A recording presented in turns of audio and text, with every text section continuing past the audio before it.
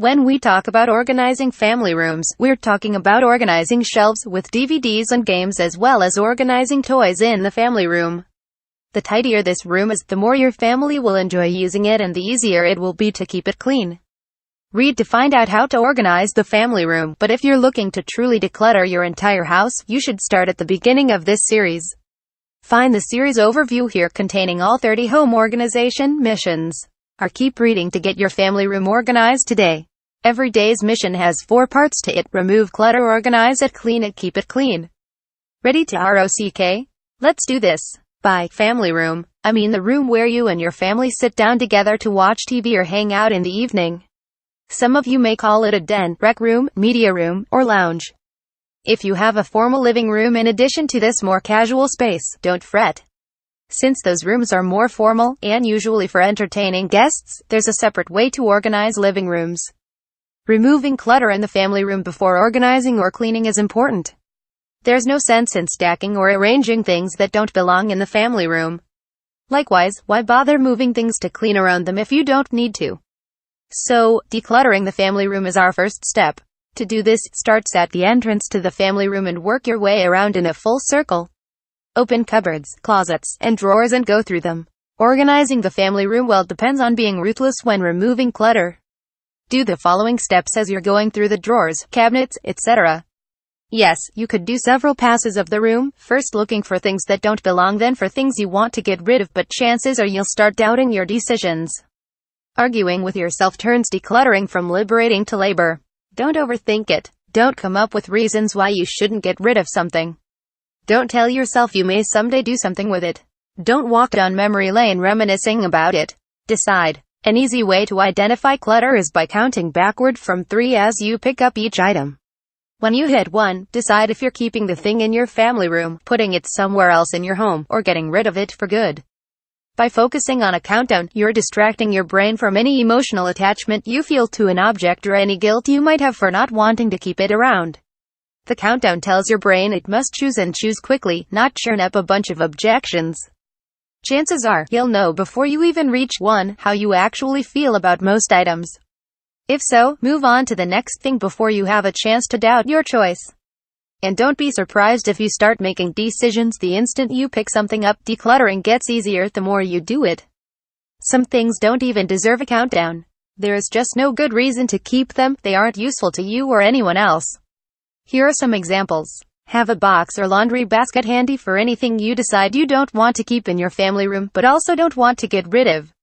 For example, shoes, clothes, dishes, whatever you feel is out of place. When you've gone through the entire room, put this stuff aside. You'll be dealing with it at the end of the mission. Below are some examples to help you more quickly identify clutter without having to count down from 3. These are all things thrift stores and charities would welcome, or which you can easily sell at a garage sale or online. Whatever you decide to let go of, put it in a box. When the box is full, tape it shut before your kids see the games and toys they haven't been interested in for ages and suddenly declare their undying love of them. Taping it shut will also keep you from second-guessing your decisions. Move the box out of the room.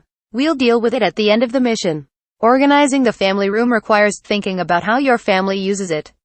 For instance, if your kids like to play while you're watching TV, you'll want to create a play space for them that's not directly in front of the screen but which you can still monitor. If you and/or your spouse like to watch Netflix after the kids are in bed, you'll want to have cozy blankets available that aren't coated with Cheerio crumbs. Kids tend to grab several movies or games while searching for the one they want. They're not great about putting them away neatly, either. By keeping the kids' movies and games on an easily accessible separate shelf, or even in a basket, you can prevent them from messing up the rest of your collection. It's easier for them to put things away when they don't have to be careful about it. Your family room's coffee or end tables aren't the place for framed photos or lots of knickknacks. Crowded surfaces just invite more stuff to pile up. The less stuff you have on the room's flat surfaces, the neater your family room will stay. It will also be easier to clean. Hunting for the remote when your show is about to come on is no one's idea of fun. So, while you want to keep your flat surfaces clear, remote controls are an exception. Keep them neat by storing them in a divided caddy. Alternatively, you can keep them handy by fastening them to the side of your end table with Velcro. If you position the remote so it's pointing at the TV, you don't even have to move it to change channels or adjust the volume. Netflix and chill with your significant other doesn't have the same vibe when you're surrounded by kids' toys. An upholstered storage ottoman adds attractive extra seating and makes putting away toys or stashing extra blankets a breeze. An easy way to keep toys from taking over is to tell each child they're only allowed a certain number of toys in the family room. If they want to play with a toy that's not in there, they need to swap it with one that's in the family room. Anytime they exceed the number you decided on, the toy goes into toy jail, and they've got to do a chore to earn it back. Cleaning the family room is much easier when you've purged the clutter, cleared the flat surfaces, and made putting toys away an easy task. So, if you've got the time and energy today, consider following my printable weekly family living room cleaning checklist. Otherwise, at a minimum you should take the time today to clean the following. Keeping on top of areas we've previously rocked is an essential part of this program.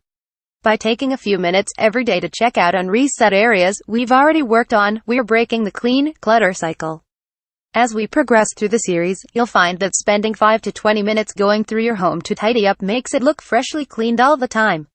So, don't skip this step. Put the boxes of items you're giving away into the trunk of your car. Next time you're out, stop by your local charity to donate them. Once that's done, deal with the pile of things you found in the family room that belong elsewhere. You're done. More how-tos. Pin organizing the family room for later.